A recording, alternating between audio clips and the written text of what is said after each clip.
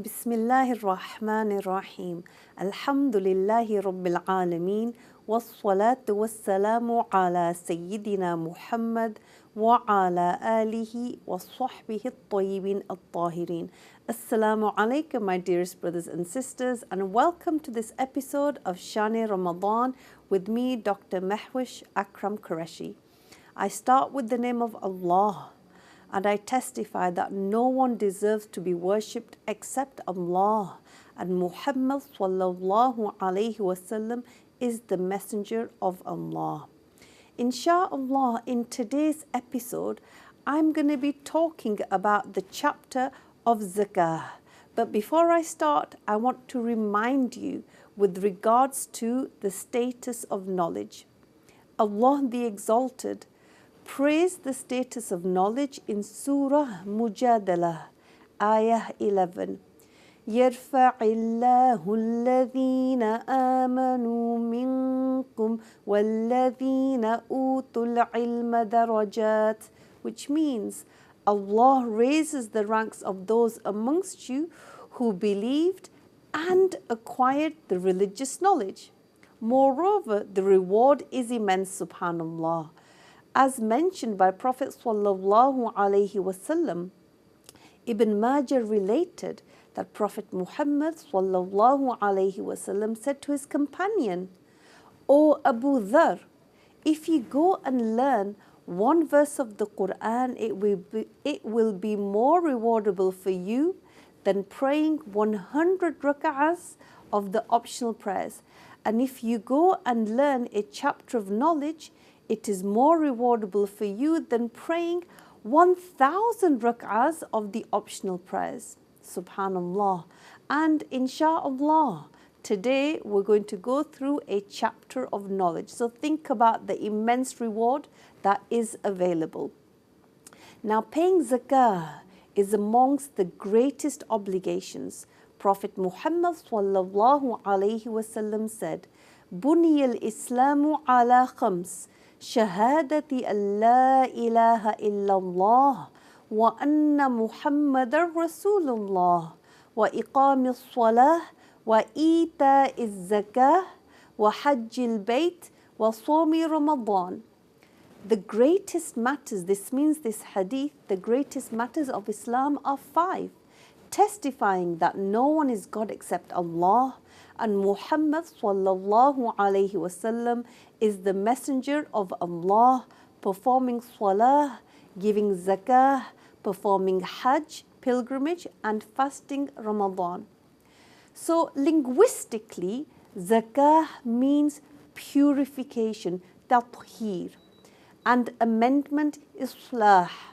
Now religiously, it refers to giving a certain amount of wealth to specific people as defined by the religion if one owns a certain amount of wealth or is alive at a certain time.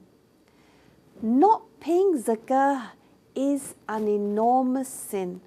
Prophet Muhammad sallallahu alaihi wasallam said, "Akilu riba wa mukiluhu wa mani'u zakah mal'ununa ala lisani Muhammad sallallahu alaihi wasallam." This means the one who consumes usurious gains, riba, the one who gives it, and the one who does not pay zakah are damned on the day of judgment on the tongue of Prophet Muhammad sallallahu alaihi wasallam. And this was narrated by At-Tabarani in his Musnad and Ibn Hibban. Now, in Surah Tawbah, verses 34 and 35, it means those who hoard up gold and silver and do not pay their zakah after it is due, give them, O Muhammad, tidings of a painful doom in the hereafter. On that day, those items are heated, then their foreheads, sides, and backs are burned with those items. That was the meaning of the 2 ayahs in Surah Tawbah. that those who hoard up gold and silver and do not pay their zakah after it is due, give them, O Muhammad, tidings of a painful doom in the hereafter. On that day, those items are heated, and then their foreheads, sides and backs are burnt with those items. Subhanallah.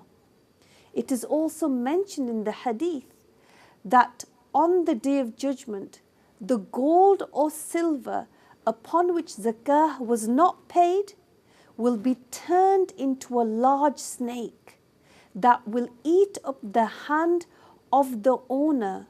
Subhanallah. Al-Bukhari narrated from the root of Abu Hurairah that the Messenger of Allah said, what means anyone whom Allah has given wealth and does not pay its due zakah, on the day of resurrection, his wealth will be made like a bald-headed, poisonous male snake with 2 black spots over the eyes. The snake will encircle his neck and bite his cheeks and say, I am your wealth, I am your money, from which you abstained to pay the due zakah. Then the Prophet ﷺ recited verse 180 of Surah Al-Imran.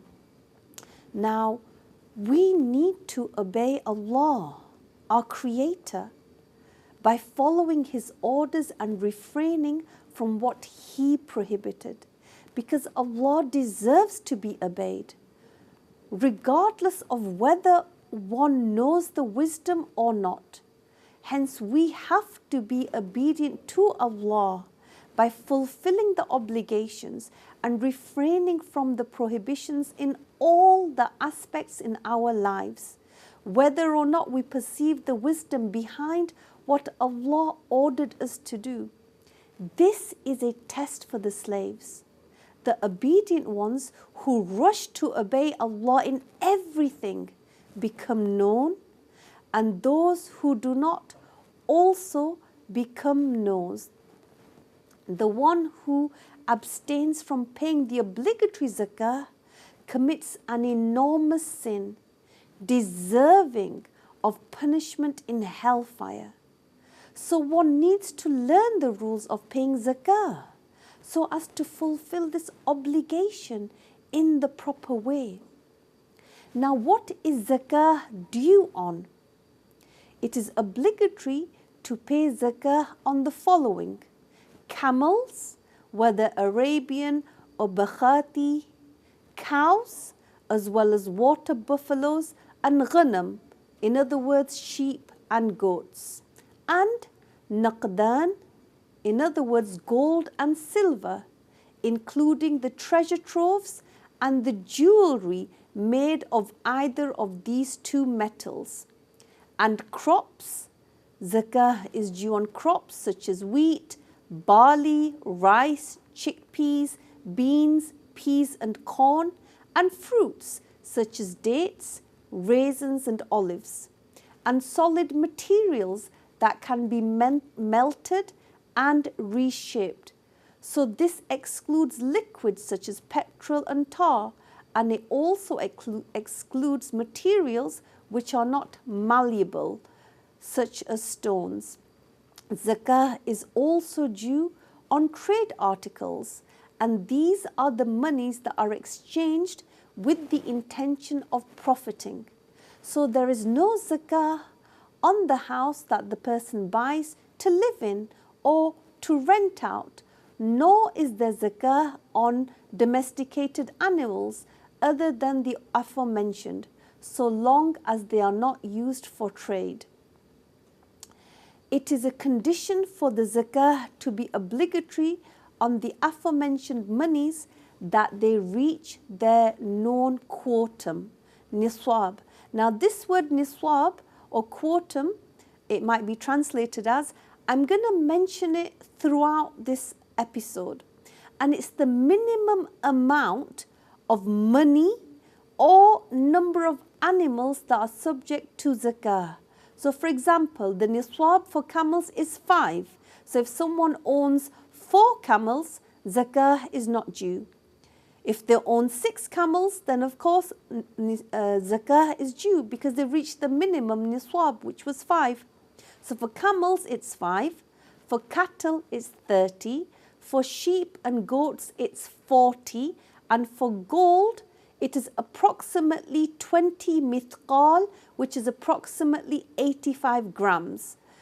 1 mithqal is 1 dinar, which weighs approximately 4.25 grams. So 20 mithqal would have an approximate weight of 85 grams of pure gold. So if you owned 85 grams of pure gold, you have reached the niswab for gold. As for silver, it is 200 dirhams, which is approximately 600 grams, and 1 gram is approximately the weight, and 1 dirham, is approximately equal to 3 grams. So 200 dirhams would have an approximate weight of 600 grams. Now the quantum for trade articles is similar to gold and silver. There is an exception for crops and fruit in that no niswab, no quantum, no minimum threshold needs to be satisfied. Rather, zakah is an obligation whether there is a lot or a little. Now, zakah is due upon paper currency, and the currency is evaluated according to what is most beneficial to the poor from amongst the gold and silver. And I'm going to explain this a bit further. What do we mean by what is more beneficial to the poor from gold and silver? Now, if zakah is due on paper money, on paper currency, then one pays 1/40th, so 1/40 of the currency that one owns. Now, the niswab of silver is approximately 600 grams of silver.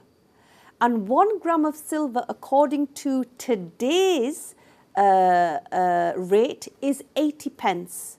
So 600 grams of silver would equate to 480 pounds. That's today.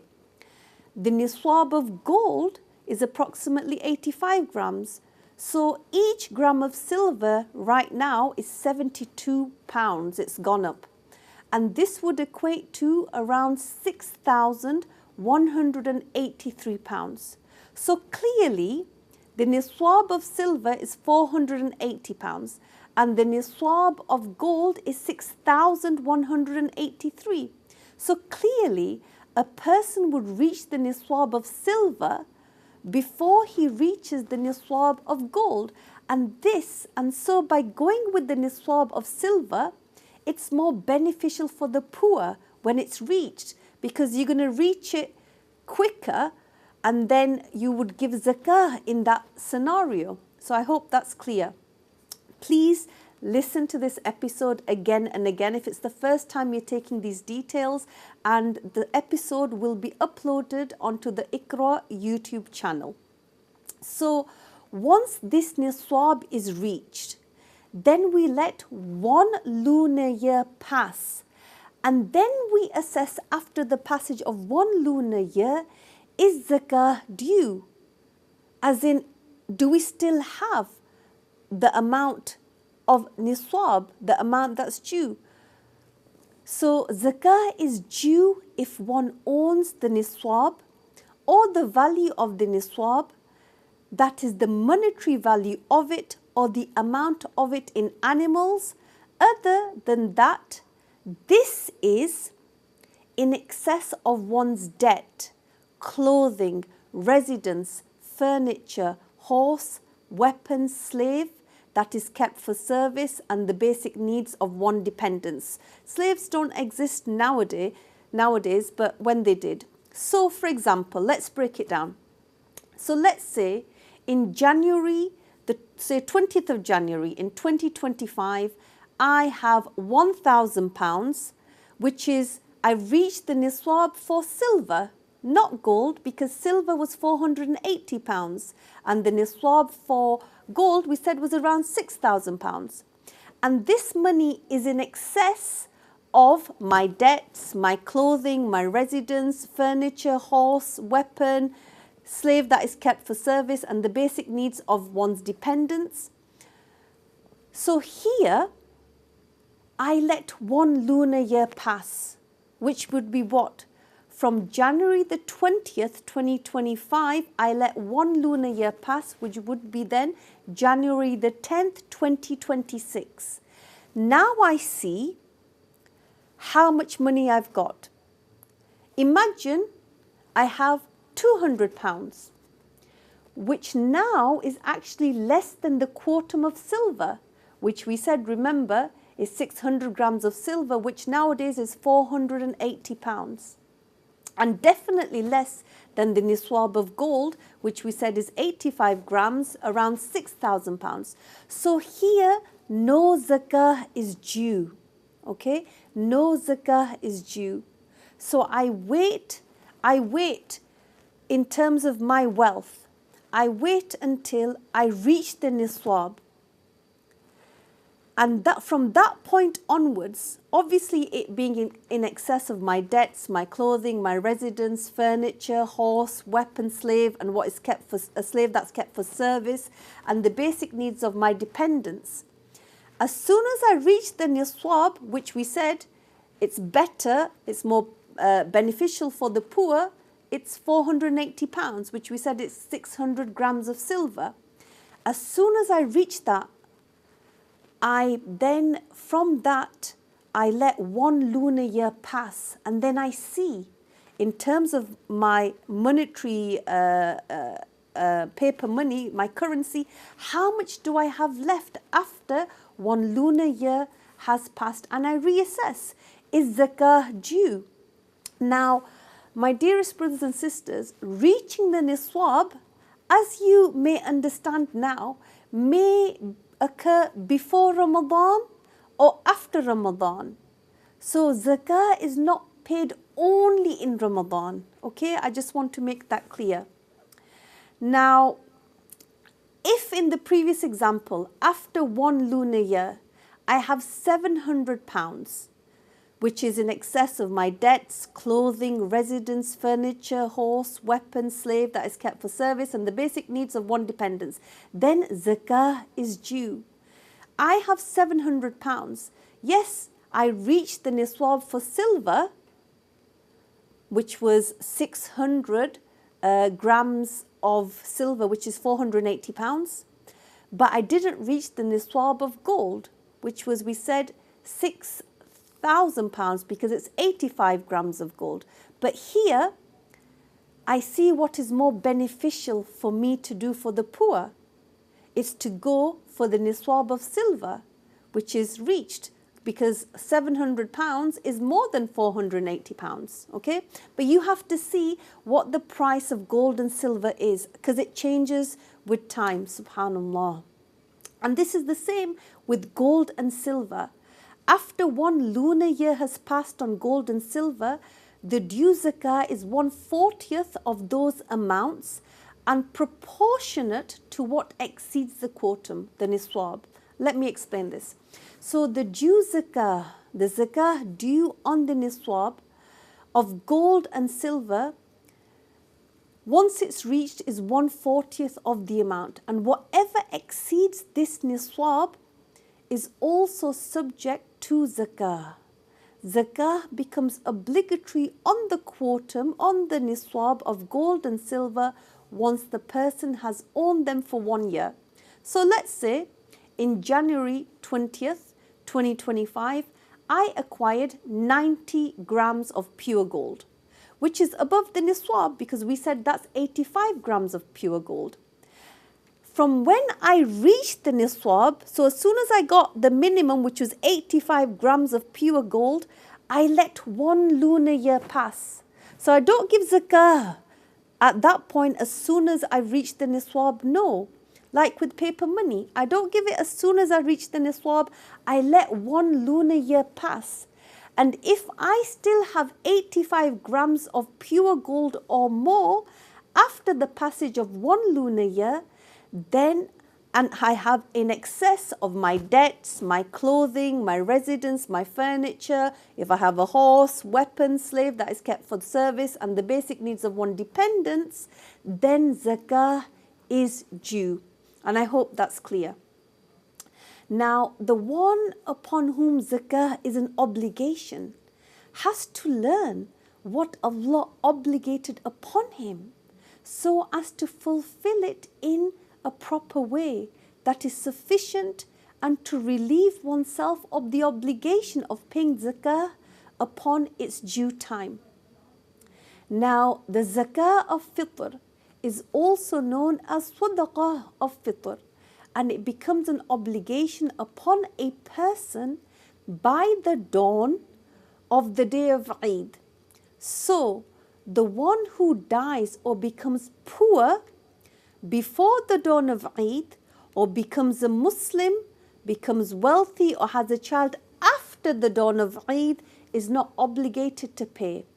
It's an obligation upon every free adult Muslim male to pay for himself, for his young child, and for his pubescent, insane, poor child, but not for his wife, and nor for his pubescent child or his wealthy child. And the zakah of fitr is an obligation upon him for the slave that is kept for service, but not for the one that is kept for trade or the one who is a mukatab, and that's a type of slave.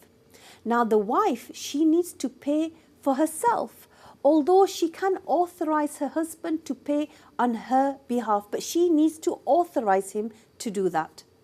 It is valid to pay it before the day of Eid, for example, any time during Ramadan, and it is makruh tanzihi to pay it after the day of Eid al-Fitr. So you can pay Zakat al-Fitr in advance as long as it's done during the month of Ramadan. Now for each person, one pays half a sa' of wheat or 1 sa' of dates, raisins or barley. A Hanafi sa' is equivalent to 6 averaged cupped hands, and it's permissible to pay the monetary value of the due zakah, for example, to pay £5 on behalf of each person. And it's an obligation upon the Muslim to pay the due zakah of fitr for himself and the aforementioned people if one owns the nisab above his debts, food, clothing, accommodation, furniture and other personal needs, along with the basic needs of those whom he is obligated to support. Now we said the nisab of silver is approximately 600 grams of silver. Hence, as we said, 1 gram of silver is 80 pence, so this would equate to £480 currently. Zakah is due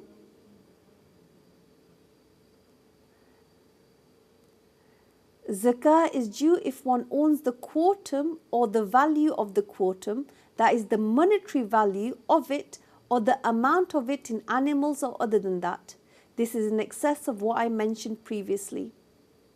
And it's an obligation to have the appropriate intention when setting aside the amount to be paid, or to have this intention at the same time as paying the deserving person. So it's important that you have the appropriate attention when you're putting that money of zakah to one side, or when you're actually giving it to someone who deserves it. It is makruh tanzihi to send zakah from one country to another unless one carries it to one's deserving, needy relatives, or to a group of people who need it more than one's fellow countrymen. It is permissible, it would be considered as having fulfilled the obligation to pay the monetary value equivalent of the due zakah. And this is contrary to the madhab of Ash-Shafi'i. May Allah have mercy upon him. Insha'Allah, in the next episode, I'm going to talk about who you can pay the zakah too. I hope you can join me, and Allah knows best. Assalamu alaikum wa rahmatullahi wa barakatuh.